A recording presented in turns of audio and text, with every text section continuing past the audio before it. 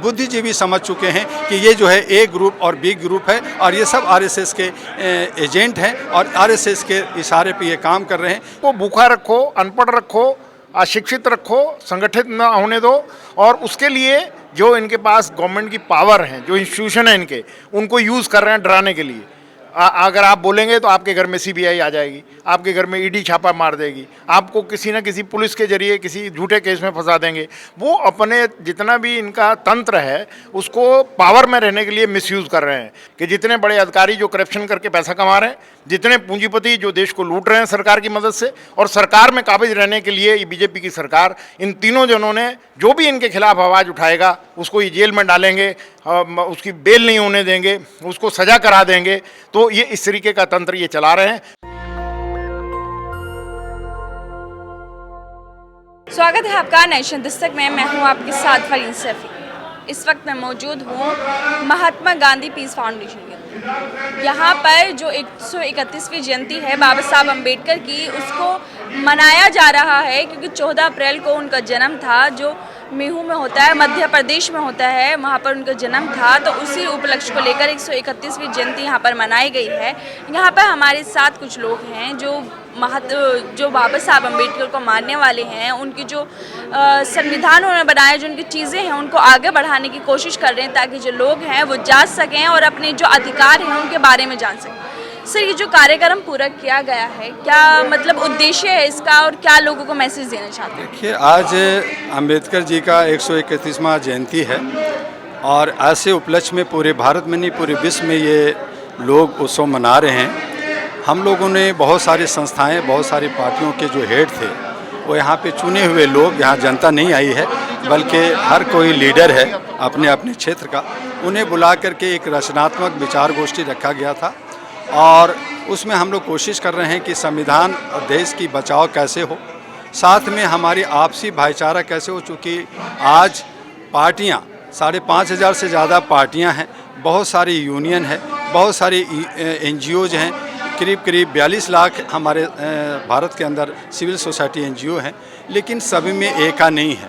और एका नहीं होने की वजह से आज जो हर समाज कहती है कि लोग 95% शासन में नहीं है, उनको अधिकार, उनके हुकूक, उनके जो शोषण और दोहन हो रहा वो चीज़ें नहीं मिल रही है और चंद लोग 6.5% लोग जो है हम पे सत्ता काबिज हैं। तो ये सारी आपसी फूट की वजह से है। और आज जो हमारी राजनीतिक का जो माहौल बना हुआ भारत के अंदर, वो इसी का एक रूप लिया हुआ है कि चाहे वो हिंदू हो, मुसलमान हो, सिख हो या ईसाई हो या कोई और धर्म और वर्ण हो, उनको हर तरह से तोड़ा जाए, इन किन प्रकार तरह से उनको तोड़ा जाए। अब तो शिक्षा में भी लोग चाहते हैं कि लोग अशिक्षित रहें, बेरोजगार रहें, ताकि लोग जो है सिर्फ वोट दें और हम शासन करें।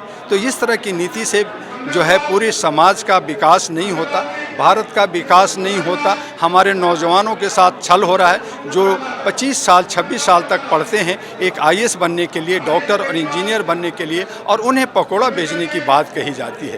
तो इस तरह से हम लोग चाहते हैं कि भारत के अंदर जो संविधान का खेल खेला जा रहा है, माहौल उड़ाया जा रहा है, उसको सुधारा जाए। और सुधारेगा कौन? जो हमारी जनता है, जो अच्छे लोग हैं, वो लोग पार्लियामेंट में जाएं। जो हमारे 303 जो जनप्रतिनिधि हैं वो जो अंधभक्त बने हुए हैं, और विपक्ष में जो हमारे सभी अलग अलग पार्टियों के 250 जनप्रतिनिधि हैं वो भी चुप हैं, खामोश हैं। वो इसलिए हैं कि कहीं ना कहीं वो काले, उनके मुंह रंगे हुए हैं, कहीं ना कहीं वो भ्रष्टाचार में लिप्त हैं और वो कमज़ोर हैं और इस तरह से जनता को सब मिल करके लूट रहे हैं। तो जनता को जागना होगा, संवैधानिक तरीके से आवाज़ उठाना होगा। और उसके लिए मैं डॉक्टर M.U. दुआ, all India human rights association का राष्ट्रीय अध्यक्ष होने के नाते हम लोग एक तैयारी कर रहे हैं सभी घटक से मिल करके कि एक नया जो एक अभी हमारा देश आज़ाद 99 साल की आज़ादी में है, तो वो उससे भी छुटकारा लेना है। तो उसके लिए एक नया स्वतंत्रता आंदोलन छेड़ने की ज़रूरत है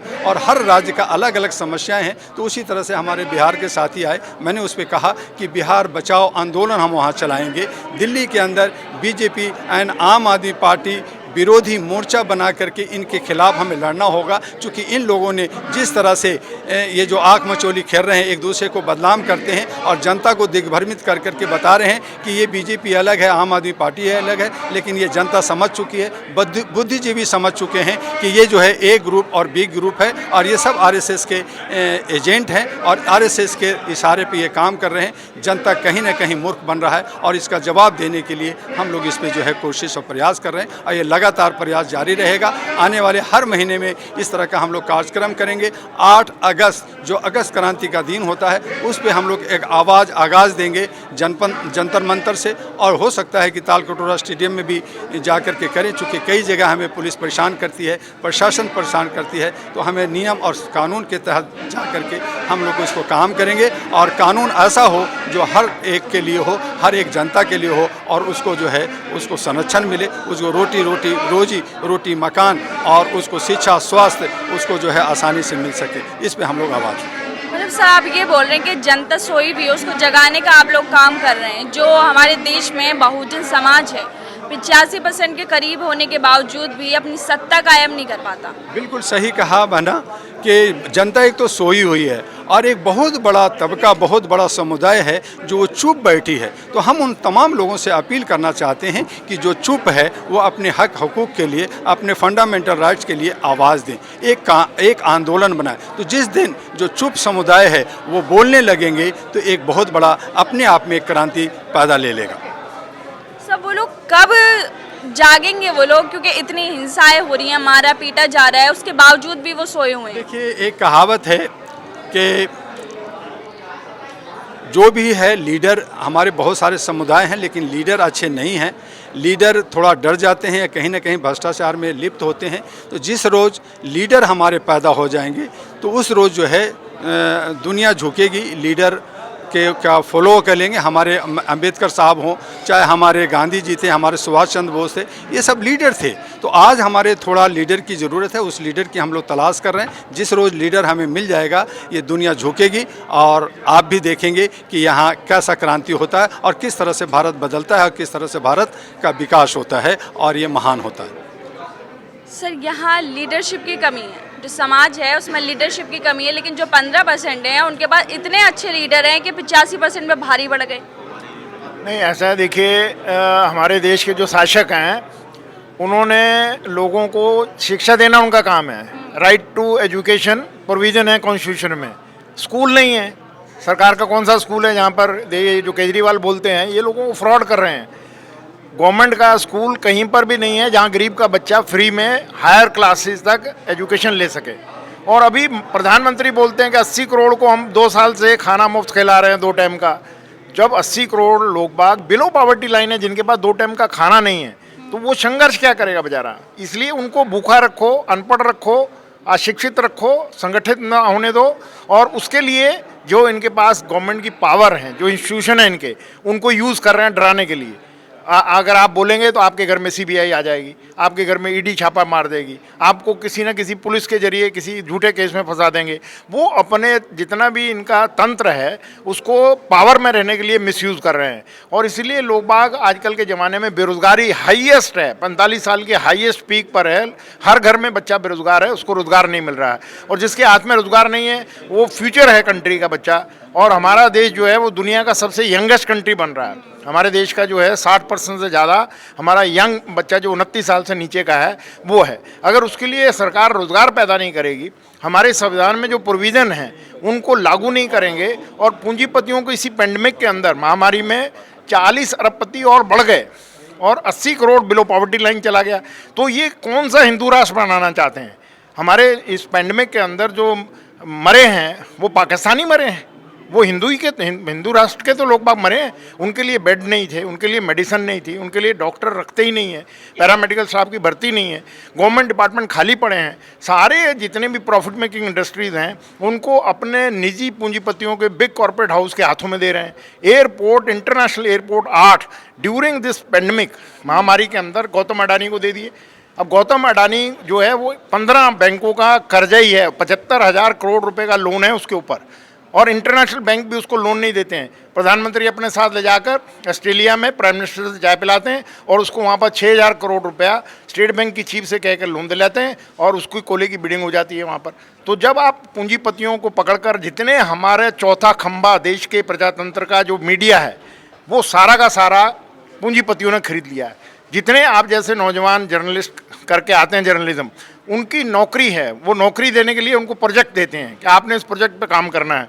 वो चारों 24 घंटे हर चैनल के अंदर यंग लड़के लड़कियां जो हैं वो सरकार के पीआरओ बनकर काम कर रहे हैं, ना कि वो देश के नागरिक के हकों की रक्षा के लिए कोई बात कर रहे हैं। महंगाई पे कोई चर्चा नहीं होती है, भ्रष्टाचार पे कोई चर्चा नहीं हो रही है, बेरोजगारी पे कोई चर्चा नहीं हो रही है। और जितना देश के अंदर अभी प्रधानमंत्री 8,500 करोड़ रुपए का हवाई जहाज ले आया, ये हम अमृत महोत्सव मना रहे हैं। 75 साल हो रहे हैं देश को आज़ाद में, तो कौन सी प्रायोरिटी है कि इसको 8,500 करोड़ रुपए का हवाई जहाज इसको चाहिए और 8,500 करोड़ रुपए का राष्ट्रपति को चाहिए। 17,000 करोड़ रुपए का 2 हवाई जहाज लेके आ गए। अमेरिका का राष्ट्रपति जाता है, उनकी आप इकोनॉमी देखिए, उनकी अर्थव्यवस्था देखिए, वो उस हवाई जहाज में घूमे, उसको जस्टिफाइड है। हमारे देश का जहाँ 80 करोड़ आदमी को 2 टाइम का खाना नहीं है, उसका प्रधानमंत्री 8,500 करोड़ के हवाई जहाज में घूमे और वो बनी बनाई पार्लियामेंट को तोड़ के टाटा को कॉन्ट्रैक्ट दे दिया 25,000 करोड़ रुपए का सारा न्यू दिल्ली जो है वो तहस नहस करके अपना नेम प्लेट लगाने के लिए वो अपना देश की जनता का पैसा उसमें लगा रहे हैं। अच्छा, आपने युवाओं की बात की। प्रधानमंत्री बोलते हैं कि वो युवाओं के नेता हैं, घर घर जाके खाना भी खाते हैं, बोलते हैं कि हम लाखों नौकरी निकालते हैं। अभी बजट में निर्मला सीतारमण ने 60 लाख के करीब नौकरियां निकाल दी युवाओं के लिए। मेरे हिसाब से देश के अंदर 60 नौकरी भी किसी को नहीं दी हैं। ऑर्गेनाइज सेक्टर में, जिसको डिसेंट जॉब कहते हैं, जो यूएन असेंबली में कमिटमेंट करके आई है हमारी सरकार के 2030 तक हम हर देश के नागरिक को डिसेंट वेज देंगे। डिसेंट वेज मीन्स कि वो लिविंग वेज, फेयर वेज से भी ऊपर का वेज है। और यहाँ पर लोग बागों को 8,000 रुपया दिहाड़ी का नहीं मिलता है। 8,000 रुपये में मियाँ बीबी और 2 बच्चे कहाँ पर रहेंगे, क्या खाएंगे, कैसे उनको पढ़ाएंगे, कैसे उनकी शादी करेंगे, कैसे उसकी सामाजिक जिम्मेवारियों को निभाएंगे, ये इनको नज़र नहीं आता। 93% 54 करोड़ में से 93% इनफॉर्मल सेक्टर में वर्कर काम कर रहा है, जहाँ उसकी नौकरी की सुरक्षा नहीं है। उसको चोट लग जाएगी, उसका मालिक इलाज नहीं कराता है, उसको कहता है कि ये ठेकेदार का आदमी है, उसको मानता नहीं है। उसके खून और पसीने से प्रॉफिट कमाकर अपने बैंकों में ले जा रहा है सरकार की मदद से। तो ये एक नेक्सस बन गया है कि जितने बड़े अधिकारी जो करप्शन करके पैसा कमा रहे हैं, जितने पूंजीपति जो देश को लूट रहे हैं सरकार की मदद से, और सरकार में काबिज रहने के लिए ये बीजेपी की सरकार, इन तीनों जनों ने जो भी इनके खिलाफ आवाज़ उठाएगा उसको ये जेल में डालेंगे, उसकी बेल नहीं होने देंगे, उसको सजा करा देंगे। तो ये इस तरीके का तंत्र ये चला रहे हैं, परंतु ये ज़्यादा देर नहीं चलेगा। हमारा प्रयास है, देश के 10 मजदूर संगठन जो करोड़ों वर्करों को रिप्रेजेंट करते हैं, हमने अभी 2 दिन की हड़ताल मुकम्मल की है। कोल के अंदर 3 दिन की हड़ताल की है। डिफेंस कारखानों में 2.5 लाख वर्कर 5 दिन की हड़ताल पे गया है। अभी इन्होंने उस पर रोक लगा दी है, एक एक्ट बना दिया है, डिफेंस एसेंशियल मेंटेनेंस एक्ट, कि उसके दौरान में आप हड़ताल पे नहीं जा पाएंगे। हड़ताल पे जाएंगे तो आपकी हड़ताल गैर कानूनी होगी, आपको अरेस्ट कर लिया जाएगा, आपकी यूनियन को डी रिकॉग्नाइज कर देंगे, आपको जेल में भेज देंगे, 20,000 से लेकर 2 लाख रुपए तक का जुर्माना हो जाएगा, 2 महीने से 6 महीने की कैद हो जाएगी। उसके बावजूद भी हमारे देश का मेहनत का मजदूर इन जातियों के खिलाफ लड़ने के लिए खड़ा है। आने वाले समय में हमारे को पूरा यकीन है कि हम एक अनिश्चितकालीन की हड़ताल का तैयारी कर रहे हैं, जिसमें देश का 54 करोड़ वर्कर भाग लेगा और इस सरकार को जिसने हमने चुना है इसको उखाड़ के बाहर सड़क पर लाकर खड़ा करेंगे, जैसे इंदिरा गांधी को लाकर खड़ा किया था। इनको भी सबक सिखाने का काम देश का मेहनत कश मजदूर करेगा और कोई नहीं कर सकता है। अच्छा, जनता तो खुश है, उनके लिए राम राज्य आ गया, फ्री में सिलेंडर मिल रहे हैं, घर मिल रहे हैं, उनको मुफ्त में राशन भी मिल रहा है, तो जनता खुश है, तभी तो सत्ता में सरकार आ रही है। जनता का जो एक गैस सिलेंडर 300 रुपये में था वो 1,000 रुपये में है। एक सिलेंडर तो दे रहे हैं मोदी जी, और अगर घर में 10 सदस्य हैं, दूसरे गैस सिलेंडर की जरूरत पड़ेगी तो 300 रुपये का 1,000 रुपये कर दिया उन्होंने। वो खरीदने की पावर नहीं है उसकी, वो एक खड़ा है उसमें, फिर चूल्हे में फूके मार रहे हैं, वहाँ लकड़ में रोटी बन रही है। ये तो बेवकूफ़ बना रहे हैं, ये बेवकूफ़ बना रहे हैं। ये लोगों को इनके मीडिया के थ्रू जो ये लोगों को अपनी पॉलिसी बता रहे हैं। हमारे पास आप जैसा कोई मीडिया जो हमारी बात को पहुंचाता है आम नागरिक के पास, तो मैं धन्यवाद करता हूं आपके चैनल को कि आपने हमारी बात को रिकॉर्ड किया, और उम्मीद करता हूं कि देश के नागरिक तक पहुंचेगी। ये आवाज़ लोगों तक नहीं जा रही है, और हम प्रयास कर रहे हैं कि आप जैसे जितने भी यंग जर्नलिस्ट, इंडिपेंडेंट मीडिया है, वो आम देश के नागरिक की आवाज़ को जन जन तक पहुंचाए और लोगों को समझाए कि ये फ्रॉड हैं, ये पूंजीपतियों के चुंगल में पड़े हुए हैं, उनके प्रेशर में, विदेशी कंपनियों के दबाव में, वर्ल्ड बैंक के दबाव में, जहां पर इन्होंने अरबों रुपया कर्जा ले लिया इसी 8 साल के अंदर, जितना कांग्रेस ने 60 साल में नहीं लिया, इन्होंने इसी 8 साल में इतना कर्जा ले लिया। देश का आम नागरिक बच्चा जो आज पैदा हो रहा है वो लाख रुपया कर्जा लेकर पैदा हो रहा है, पहले 5,000 रुपया लेकर पैदा होता था। तो ये देश के अंदर जो आप कह रहे हैं जनता खुश है, उससे जाके पूछो सरसों का तेल कितने किलो बिक रहा है, 200 रुपया किलो है। अच्छा, वो बोल रहे हैं मोदी जी विकास कर रहे हैं तो इसलिए महंगाई बढ़ रही है, कौन सा पूरे विकास? देश विदेश में नाम हो रहा है उनका। अब वो टीवी उनके पास है ना, मैं आपके टीवी से पूछना चाहता हूं कि मेरे को एक विकास बताओ कि गौतम अडानी को आपने दुनिया का चौथे नंबर का, एशिया का अमीर आदमी बना दिया, और किसको बनाया?